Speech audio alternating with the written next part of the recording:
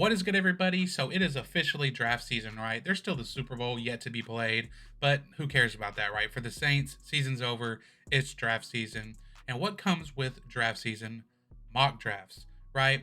They're hardly ever accurate. In fact, they're never accurate, but they're still fun to look at. So I thought today, let's go through a few from NFL.com to see, who these guys have the Saints drafting. But before we get into that, I want to say if you enjoy Saints content, hit that subscribe button. Did you know that 89% of the viewers on this channel aren't even subscribed? Only about 10% of you are. Those 10%, y'all are some real ones. If you're in that 89%, just hit the subscribe button. It's not that hard, man. I deeply appreciate it. That being said, let's get into it. All right, first one here is going to be from Mr. Lance Zierlein, I believe is how you say it. So let's scroll down here. Of course, the Saints are going to be picking 14th overall this year. And there it is. Okay, number 14, he has the Saints taking Latu.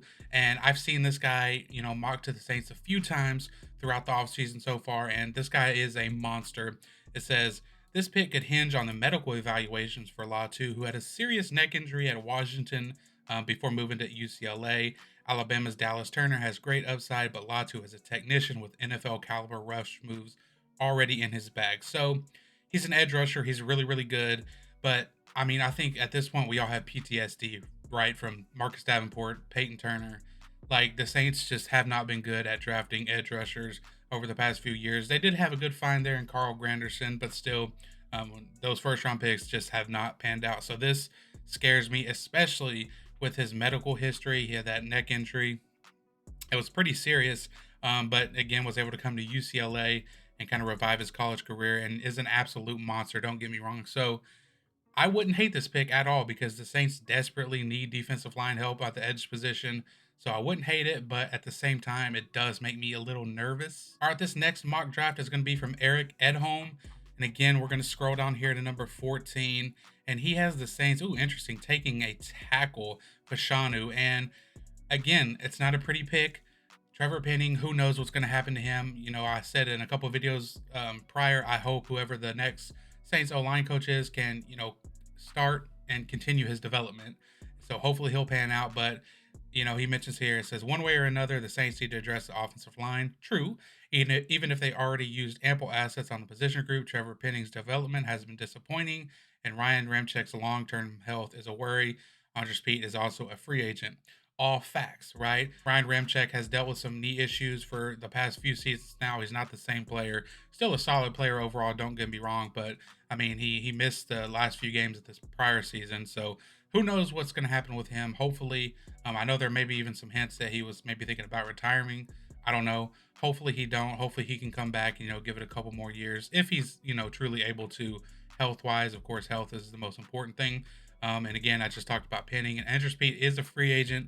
Of course, Peat came in and played left tackle after Penning's benching this year, and when he was honestly pretty good, I think better than any of us actually expected. So, I don't hate the pick. I don't hate picking a tackle.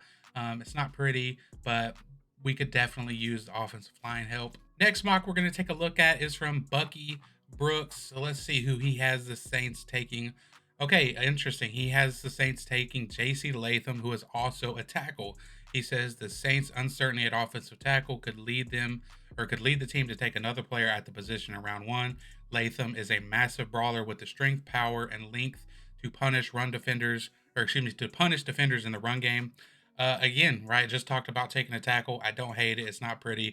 I haven't got a chance to watch Latham yet, so I don't know. I don't really have any opinion on the matter of picking him or not. But again, another guy mocking an offensive tackle to the Saints. And last but not least, Daniel Jeremiah. He's like their head draft guy. If you don't know, I'm sure you do. So let's see. I'm interested to see who he has the Saints taking.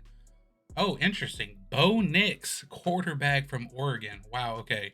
What does he say? I'm a big fan of Nix's game. I think his experience as a 5-year starter is a positive for him as he heads to the next level.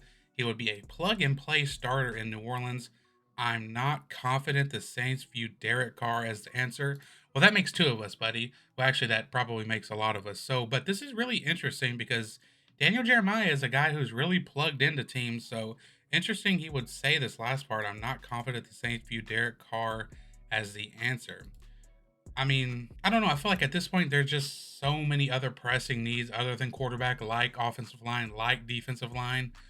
I mean, I think eventually the Saints need to address the position.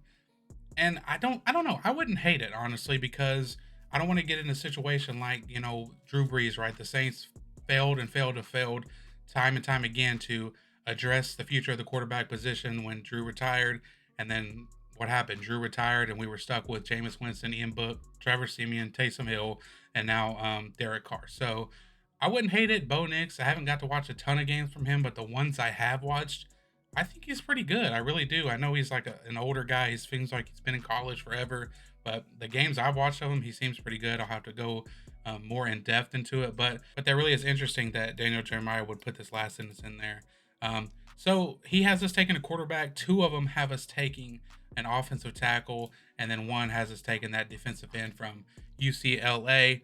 I don't hate any of it, but we got a long way to go to draft season. Who knows what could happen till then? We got free agency, all that stuff. So we'll see what happens. As usual, appreciate you guys tuning in.